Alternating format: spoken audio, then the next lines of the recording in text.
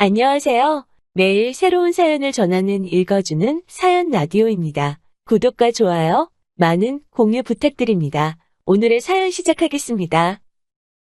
안녕하세요. 저는 31살 여자입니다. 제가 비록 4년제 좋은 대학을 나오지는 않았지만 전문대 졸업하자마자 취업하고 그 누구보다 열심히 살아왔다고 자부할 수 있습니다. 취업을 하고 첫 월급을 받았을 때 갖고 싶던 것 정말 많았지만 꾹 참아내고 첫 월급 받은 그날부터 월급의 반 이상을 저축하고 월급날이 되었을 때 또 여윳돈이 남아있으면 그거는 그거대로 저금했습니다. 그렇게 열심히 모았더니 취직한 지 5년 만에 꽤나 목돈이 모였어요. 그때쯤 재개발 예정 호재가 있던 아파트를 하나 구하게 되었습니다. 제가 모은 돈으로는 모자라서 부모님 돈 합쳐 1억 5천에 구했어요. 그런데 그 집이 갑자기 엄청나게 가격이 치솟기 시작해서 지금 최고점인 시점에는 못 미치지만 부모님한테 돈 갚을 것 같고 해도 1억 5천 정도의 이득을 보게 되었습니다.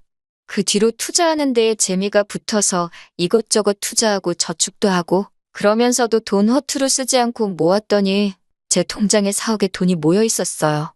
그리고 저한테는 오랫동안 만나왔던 남자친구도 있습니다. 같이 전문대 다니던 시절부터 연애를 했고 남자친구 군대 다녀온 뒤에도 딱히 다른 사람을 만나야겠다는 생각보다 취직했으니 돈을 모아야겠다는 생각 때문에 전역할 때까지 기다리게 되었고 그 뒤로도 별다른 싸움 없이 지내와서 10년 가까이 사귀었네요. 지금은 헤어졌으니 전 남친이네요. 남자친구는 기술이 있어서 졸업 후 저보다 훨씬 좋은 직장에 취직을 했고 월급도 제가 버는 것에 배 가까이 벌고 있습니다. 평소에도 자기 월급에 자부심이 엄청나요. 전문대 나왔지만 4년제 졸업한 친구들 지금 자기 버는 것보다 훨씬 못 번다고요? 그런데 월급이 많으면 뭐 하나요? 남자친구가 개털인 걸 얼마 전에 알게 되었어요. 낙천적이고 여유 있는 성격이 좋았지만 그렇다고 사고를 안 친 건 아니에요. 연애를 오래 했다 보니 남자친구 어머님하고도 몇 번 만나뵌 적이 있었고 남자친구 어머님 생신날이어서 남자친구 가족들하고 같이 외식을 하기로 약속된 날이 있었는데 당일날 아침까지 연락이 안 된 적이 있어요. 이리저리 수소문하다가 남자친구와 저를 같이 아는 후배한테서 남자친구 행방을 들을 수가 있었는데 어디 나이트클럽에서 술을 진탕 먹고 뻗어 있다고 자기가 데리고 있다는 연락을 받았어요. 나이트클럽을 자주 다니는 사람은 아니었지만 그냥 넘어갈 수는 없어서 뭐라 한마디 한 적이 있는데 그 후배가 자기를 꼬셔서 간 거다. 자기는 잘못 없다는 식으로 당당하게 나오길래 싸움이 크게 번진 적이 있었습니다. 애초에 나이트클럽을 왜 간 거냐고 뭐라 하니 사람이 어떻게 맨날 똑같은 것만 먹냐면서 당당하게 화를 내더라고요. 그래서 어머님 생신이고 뭐고 그때 헤어지자고 한 적이 있어요. 얼마 뒤에 울며불며 매달려 빌던 통에 그놈의 정이 뭔지 제가 헤어지자 해놓고 남자친구를 용서해준 적이 있네요.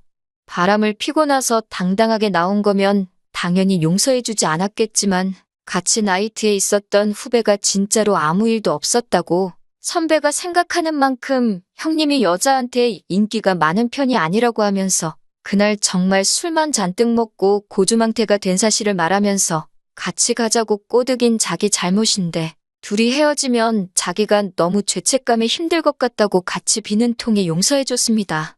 남자친구를 다시 받아준 그 주 주말에 남자친구 가족들과 같이 가기로 한 외식하고 남자친구는 가족들 앞에서 2번 다시 나이트 같은 데는 가지 않겠다고 약속까지 받았습니다. 남자친구는 아래로 여동생이 2명 있고 어머니만 계세요. 아버지하고는 오래전에 이혼해서 연락 안 하고 지내고 있다고만 들었습니다. 그래서 저도 당연히 한 번도 뵌 적이 없습니다. 여동생 1명은 대학생, 1명은 대학교 졸업하고 취직 준비하고 있었는데 외식한 그날에 취직 준비하고 있던 여동생이 남자친구한테 고맙다는 말을 꺼내더군요. 알고 봤더니 그동안 여동생 대학 등록금이며 생활비까지 다 남자친구가 벌어서 해주고 있었다는 사실을 알게 되었네요. 월급이 많았지만 집안 생활비에 자기 용돈, 그리고 동생들 뒷바라지까지 해줬다니 대충 계산해봐도 모아놓은 돈이 성 많을 것 같지는 않았어요. 아무튼 저희가 나이도 나이인지라 요 근래부터 남자친구가 결혼 이야기를 자주 꺼냈습니다. 10년 넘게 만나왔다고 무조건 결혼해야 한다는 생각을 가지고 있는 건 아니지만, 당시에는 그냥 이 사람과 헤어지고 새로운 사람을 만난다는 걸 상상해 본 적은 따로 없었어요. 그런데 막상 결혼 이야기가 오고 가기 시작하니까 현실처럼 다가오더라고요. 아무래도 몰라도 될 남자친구 집안 사정을 다 알아버려서 그런 것 같았습니다.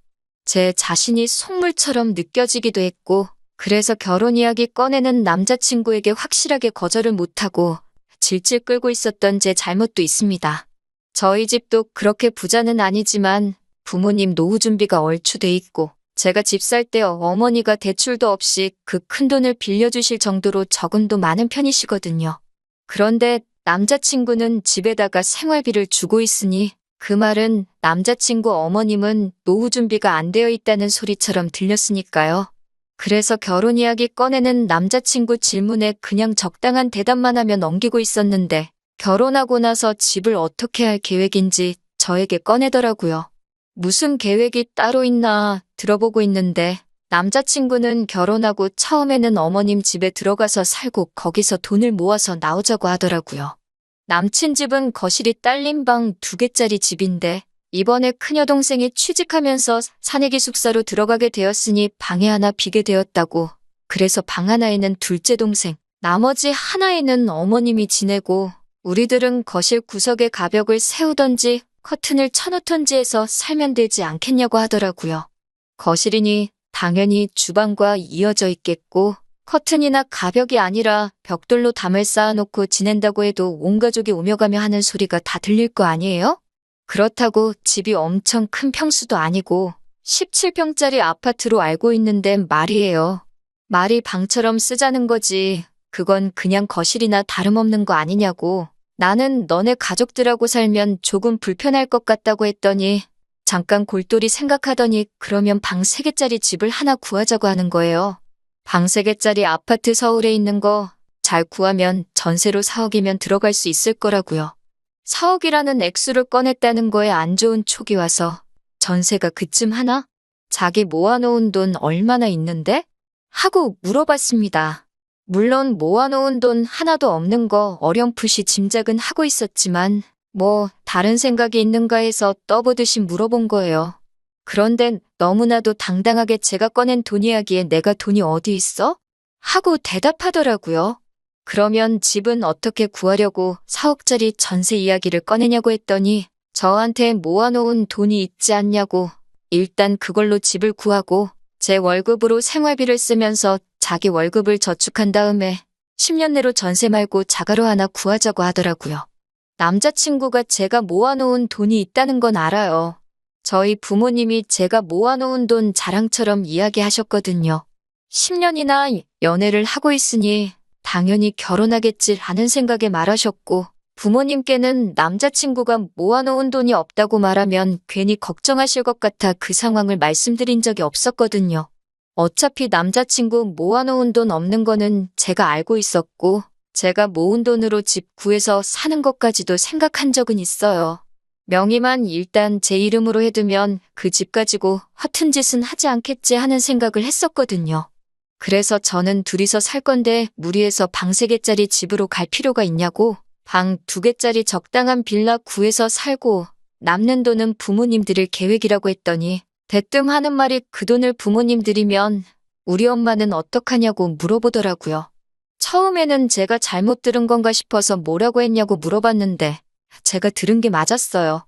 자기 엄마는 어떡하냐면서 정색하면서 저보고 너네 부모님만 챙기고 너무 이기적인 거 아니냐고 하더라고요. 방 3개짜리를 고집하는 이유는 방 3개짜리 집 구해서 자기 엄마를 모시고 살고 싶다고 하는 거예요. 그 말만 들어도 어이가 없는데 벌써 어머님한테도 말했고 어머님도 좋다고 하셨다는 말까지 하더라고요. 이미 다 자기 어머니한테 말이 끝난 상황인데 집 구해서 남는 돈을 저희 부모님한테 드리면 자기 엄마는 어떻게 하냐는 거죠. 어이가 없어서 그러면 지금 남는 돈을 자기 어머님한테 드리라는 이야기야? 하고 물었죠. 그렇게 하면 엄마가 너를 엄청 좋게 보지 않을까? 나는 대답을 당당하게 해오는데 저는 이때쯤 이 사람이 제정신인가 싶었어요. 우리 부모님 노후자금으로 드릴 돈을 왜 너네 어머니한테 주냐고 물었더니 우리 부모님은 노후 준비가 되어 있는데 자기 엄마는 노후 자금이 없다고 하는 거 있죠? 그러니까 너네 엄마 노후 자금을 왜 나한테서 찾냐고 따지니 그러면 자기도 엄마한테 돈을 주겠다고 생떼를 쓰는 겁니다. 저도 어차피 제가 살 집만 구하면 남는 돈은 부모님께 드릴 계획을 하고 있었기 때문에 남자친구한테는 우리는 집만 생기면 처음부터 다시 모으면 되니까 모아놓은 돈 있으면 드리라고 했어요. 그러니까 자기는 모아놓은 돈이 없다는 사실을 그제서야 직접 저에게 말하더라고요. 모아놓은 게 없으면 못 드리는 거지 왜 그걸 나한테 자꾸 그러냐고 했더니 직접적으로 저한테 집 사고 남은 돈을 자기 엄마 주자는 말을 꺼내고 싶은데 말은 꺼낼 수가 없으니 그러게 어쩌지? 이러면서 능청스럽게 웃고 있더라고요. 진짜 한 대 패주고 싶었어요. 진심으로 집 구하고 남은 돈을 어머니한테 드리자고 꺼내는 말이냐고 했더니 자기는 그럴 생각이 없었다네요.